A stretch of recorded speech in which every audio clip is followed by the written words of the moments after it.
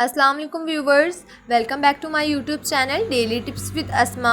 आज की इस वीडियो में हम आपको बताएंगे रासिम नाम के बारे में अनोखी और दिलचस्प मालूमात। रासिम नाम का शुमार लड़कों के नामों में होता है। रासिम एक इस्लामी नाम है। रासिम नाम की इब्तदाई तारीख़ अरबी ज़बान से निकलती है। रासिम नाम के अफराद के लिए खुशकिस्मत नंबर 4 माना जाता है। माहिरीन के मुताबिक रासिम नाम के लड़के बहुत मेहनती होते हैं। रासिम नाम का मतलब है रस्म करने वाला। रासिम नाम के लड़कों के लिए खुशकिस्मत दिनों में जुम्मा और सोमवार का दिन शामिल है। रासिम नाम के अफराद के लिए मुआफिक रंगों में नीला, सब्ज़ और सफ़ेद रंग शामिल हैं। रासिम नाम के अफराद के लिए मुआफिक पत्थरों में मरकत पत्थर शामिल है। खुशकिस्मती वाली धातों में हिंसों के हिसाब से चांदी शामिल है।